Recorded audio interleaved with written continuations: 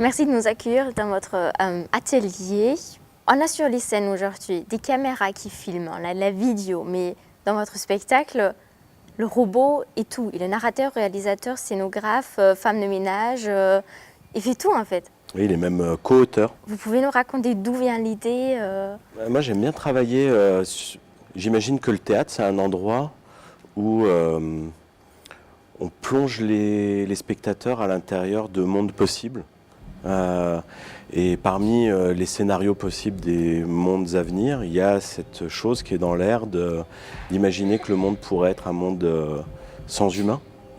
Et j'ai eu envie de me plonger là-dedans avec les gens et qu'on invente cette expérience de se dire qu'est-ce qui se passe si on fabrique un spectacle dans lequel on a enlevé ce qui nous semble impossible d'enlever, c'est-à-dire l'humain, puisque la scène est quand même l'espace du vivant. Si on arrivait à produire du théâtre sans les humains, peut-être qu'il devient pas si inimaginable de penser qu'il pourrait y avoir un jour un monde sans humains.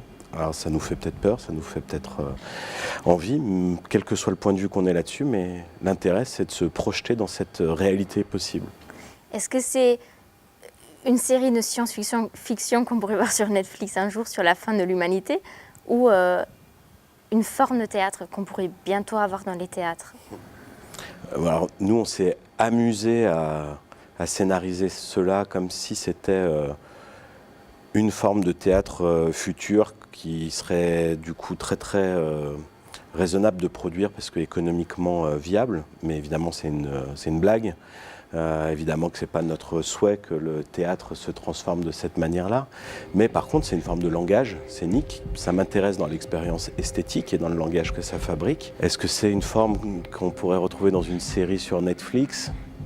Moi, j'ai tendance à dire qu'il faut se méfier de penser que ce serait de l'anticipation. En fait, je pense que c'est du aujourd'hui-maintenant. Vous pouvez nous raconter comment vous avez créé le spectacle?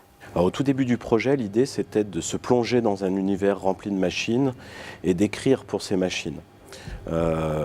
C'est la première fois d'ailleurs que je ne travaille pas avec un texte comme support, mais réellement avec des objets et des machines réunies. Et pour aller au bout du projet, j'ai donc entamé une correspondance avec ce qu'on appelle des robots conversationnels. Donc des agents conversationnels, c'est comme Siri par exemple, ces machines qui ont un dialogue avec les humains. Et puis j'en ai testé une quinzaine, j'ai eu une quinzaine d'échanges en parallèle. Je vous avoue que c'était quand même pas passionnant la plupart du temps parce que au-delà de l'amusement, on a tous essayé un jour ou l'autre de parler avec Siri ou une autre application de ce genre. Bon, c'est rigolo 5 minutes, mais ça va pas bien plus loin. Mais un jour, je suis tombé sur un robot conversationnel qui avait été programmé par quelqu'un, mais qui n'avait pas d'utilité. Il ne servait à rien, il ne nous rendait pas de service, il ne pouvait pas m'aider à quoi que ce soit. Il était juste programmé pour errer sur la toile et être une personnalité, incarner une personnalité particulière. Et ce robot conversationnel, je lui ai posé une question qui est très simple, c'est est-ce que tu voudrais faire du théâtre? Et il m'a répondu oui, mais je suis assez classique dans mes choix, dans mes goûts. J'aime 2 pièces en particulier, Le Songe d'une nuit d'été et La Tempête de Shakespeare.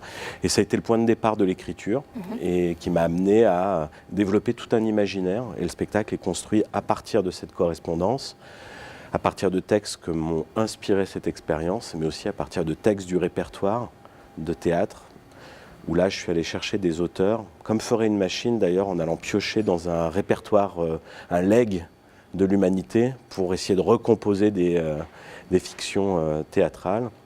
Et évidemment, je ne suis pas allé chercher n'importe quels auteurs, mais des auteurs qui avaient une parole signifiante sur la condition de l'être humain, ou sur la question assez fondamentale de la perte, de la quête de sens ou de la perte de sens, de la crise de sens.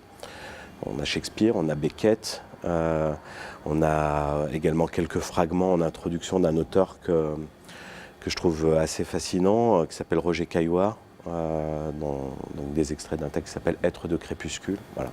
C'est comme un drôle qui s'intéresse à 2 pièces de Shakespeare où la magie joue un triangle et où les humains d'un jour à l'autre, on a des super pouvoirs en fait. C'est vrai, C'est quand même marrant. c'est vrai. Vous dites que vous faites aussi du théâtre optique dans le spectacle. Qu'est-ce que c'est du théâtre optique? Alors c'est un nom très technique par ailleurs dans l'histoire du spectacle vivant, on appelle ça le Pepper Ghost, du nom de son inventeur, John Pepper, mais qui en réalité n'était pas son inventeur, il a simplement volé cette invention à quelqu'un d'autre et déposé le brevet. Le principe en fait c'est le même qui était déployé au XVIIIe siècle, où pour représenter les spectres dans le théâtre élisabétain, on dissimulait des interprètes dans la fosse d'orchestre qui jouaient, ils étaient éclairés par des lampes, des bougies assez souvent.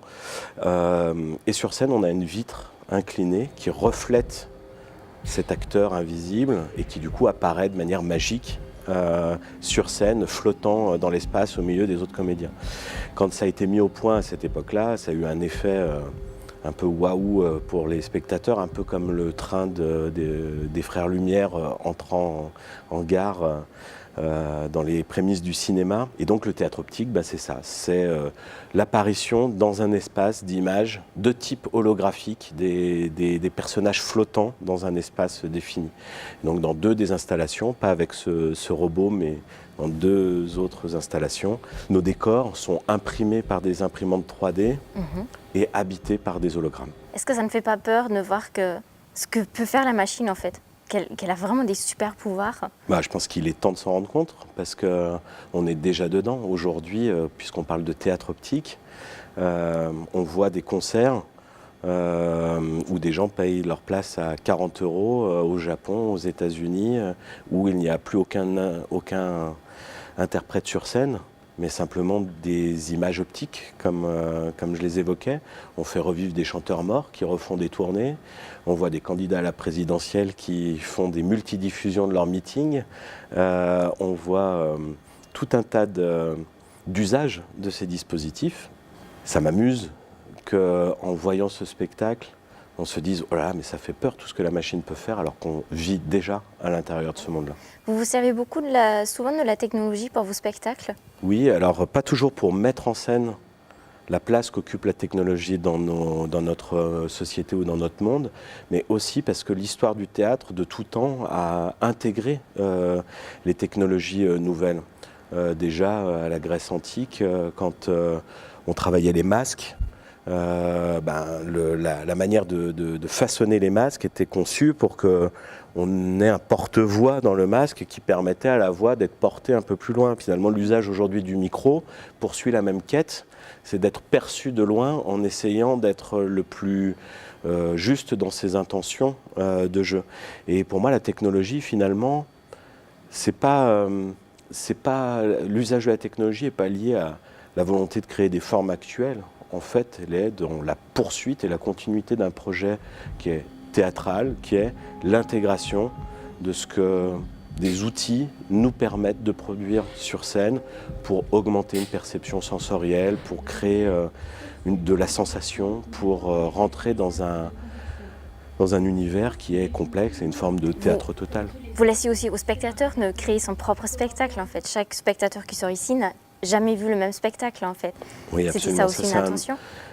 C'est quelque chose qu'on accepte communément en se disant évidemment je suis assis dans la salle, je regarde le spectacle, j'en ai ma propre interprétation. Mais par ma pratique, depuis 20 ans que je fais de la mise en scène, j'ai rencontré tellement de spectateurs qui poursuivaient un désir inverse qui était de se rassurer sur le fait qu'ils avaient bien compris la même chose que leurs voisins. Cette volonté d'une compréhension universelle, être sûr qu'on a bien compris le monde. Et finalement, c'est peut-être la chose qui me préoccupe le plus dans la mutation de notre société, c'est la place que l'on conserve et que l'on sauvegarde pour la subjectivité de chacun dans notre monde commun.